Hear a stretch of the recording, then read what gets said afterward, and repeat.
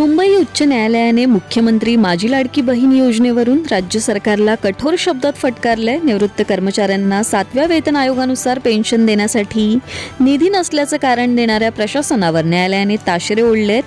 एका निवृत्त महिलेच्या याचिकेवर सुनावणी करताना पेन्शनसाठी पैसे नाहीत, मात्र लाडकी बहीण योजनेसाठी 40,000 कोटी रुपये कसे खर्च करता असा सवाल न्यायालयाने उपस्थित केलाय. आर्थिक चणचण असल्यास अशा योजना बंद करण्याचा विचार करा, असे स्पष्ट निरीक्षण नोंदवत न्यायालयाने सरकारच्या प्राधान्यक्रमावर प्रश्नचिन्ह उपस्थित केले. या टिप्पणीमुळे राज्य सरकारची कोंडी झाली आहे. त्यानंतर आता ही लाडकी बहीण योजना बंद होणार का, अशा चर्चांना उधाण आले. मुंबईतील शिधावाटप यंत्रणेने वाडी बंदर आणि डोंगरी परिसरात मोठी कारवाई करत अवैध गॅस साठवणूक आणि वाहतूक करणाऱ्यांचे रॅकेट उद्ध्वस्त केले. नागरी पुरवठा नियंत्रक चंद्रकांत डांगे यांना मिळालेल्या गोपनीय माहितीनुसार रचलेल्या सापळ्यात 8 वाहने आणि 451 गॅस सिलेंडर असा एकूण 40,61,716 रुपयांचा मुद्देमाल जप्त करण्यात आला. गणेश बेल्लाळे, माधुरी शिंदे आणि प्रदीप यादव यांच्या मार्गदर्शनाखाली पथकाने ही धडक मोहीम राबवली. जीवनावश्यक वस्तूंचा काळाबाजार करणाऱ्यांविरुद्ध अशीच कठोर कारवाई भविष्यातही सुरू राहील असा इशारा प्रशासनाने दिलाय. या कारवाईमुळे अवैध गॅस माफियांचे धाबे दणाणले आहेत. पश्चिम बंगालमधील विधानसभा निवडणुकीसाठी भाजपने आपला जाहीरनामा प्रसिद्ध केला असून यात अनेक मोठ्या घोषणा केल्या आहेत. भाजपची सत्ता आल्यास राज्यात 6 महिन्यांच्या आत समान नागरी कायदा लागू केला जाईल असे आश्वासन गृहमंत्री अमित शहा यांनी दिले. तसेच गरीब आणि मध्यमवर्गीय महिलांना दरमहा 3,000 रुपये आर्थिक मदत देण्याचे महत्त्वाचे वचनही देण्यात आले. राज्यातील घुसखोरी पूर्णपणे रोखली जाईल आणि बंगालच्या सुपुत्रालाच मुख्यमंत्री बनवलं जाईल असंही शहा म्हणाले. शिवाय सरकारी कर्मचाऱ्यांसाठी 7वा वेतन आयोग लागू करण्याची आणि राजकीय हिंसाचाराची चौकशी करण्याची ग्वाही भाजपने दिली आहे. तसेच बेरोजगार तरुणांना दरमहा 3,000 रुपये भत्ता देण्याचीही घोषणा केली आहे. मथुरेतील वृंदावन येथे यमुना नदीत भाविकांनी भरलेला एक बोट उलटल्याने मोठी दुर्घटना घडली आहे. केसी घाटाजवळ झालेल्या या अपघातात 10 जणांचा मृत्यू झाला असून अनेक जण अद्याप बेपत्ता आहेत. प्राथमिक माहितीनुसार लुधियाना येथील सुमारे 30 भाविक नौकाविहाराचा आनंद घेत असताना हा अपघात झाला.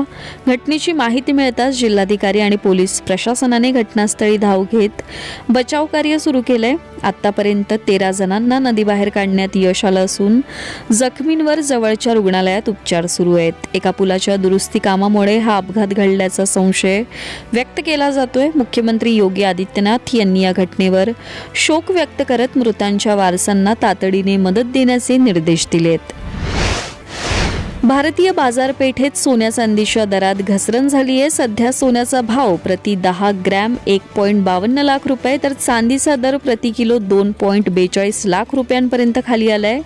येत्या 19 एप्रिलला अक्षय तृतीया हा सोन्याच्या खरेदीसाठी शुभमुहूर्त असल्याने बाजारात ग्राहकांची गर्दी वाढू लागली आहे. जागतिक पातळीवर युद्धजन्य परिस्थितीमुळे सोन्याच्या किमतीत चढ उतार होत असले तरी भारतामध्ये सणासुदीमुळे मागणी वाढण्याची शक्यता आहे. अशातच किमती थोड्या कमी झाल्यामुळे ग्राहकांना काहीसा दिलासा मिळालाय.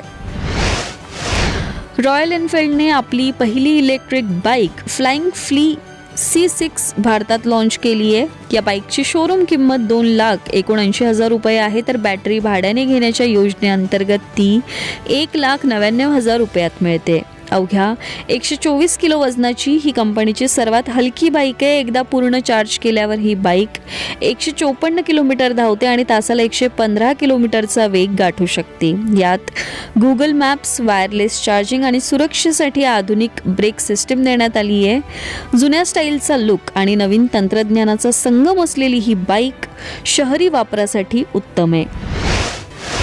ऑनलाईन फसवणूक रोखण्यासाठी RBI एक नवीन नियम आणण्याचा विचार करते. जर तुम्ही कोणालाही 10,000 रुपयांपेक्षा जास्त पैसे पाठवले तर ते पैसे समोरच्या व्यक्तीला लगेच न मिळता 1 तासाने मिळतील. या 1 तासाच्या काळात तुम्हाला तो व्यवहार रद्द करण्याची सोय असेल. जर चुकून किंवा फसवणुकीमुळे पैसे जात असतील तर ते वाचवता येतील. मात्र दुकानातील पेमेंट किंवा ओळखीच्या व्यक्तीच्या व्यवहारांवर याचा परिणाम होणार नाही. या नियमावर 8 मे 2026 पर्यंत लोकांची मते मागवण्यात आली आहेत.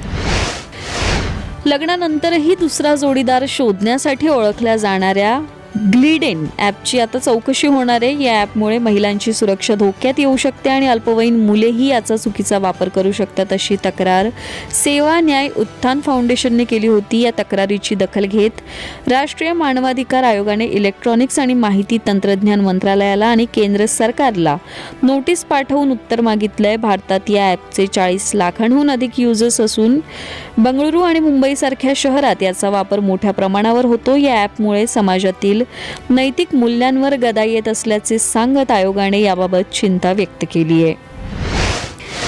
दाक्षिणात्य सुपरस्टार अल्लू अर्जुन आणि बॉलिवूड अभिनेत्री दीपिका पादुकोण लवकरच दिग्दर्शक ॲटली यांच्या राका चित्रपटात एकत्र दिसणार आहेत. 700 कोटींच्या भव्य बजेटमध्ये तयार होणाऱ्या या चित्रपटाच्या मानधनाची सध्या मोठी चर्चा सुरू आहे. वृत्तानुसार अल्लू अर्जुन या चित्रपटातील 3 वेगवेगळ्या भूमिकांसाठी 175 कोटी रुपये मानधन घेतोय, तर दीपिकाला 25 कोटी रुपये मिळत आहेत. म्हणजेच दीपिकाच्या तुलनेत अल्लू अर्जुनला 7 पट अधिक रक्कम मिळणार आहे. रश्मिका मंदानाला 5 कोटी रुपये मानधन मिळाल्याची चर्चा असून या चित्रपटाचे शूटिंग 2026च्या अखेरीस पूर्ण होण्याची शक्यता आहे.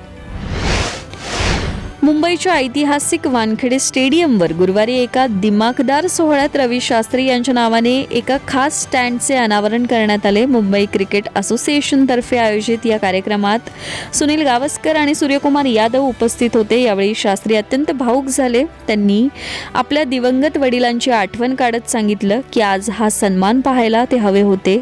ज्या दिशेला त्यांनी ऑस्ट्रेलियाविरुद्ध ऐतिहासिक षटकार मारला होता त्याच स्टँडला त्यांचे नाव देण्यात आले.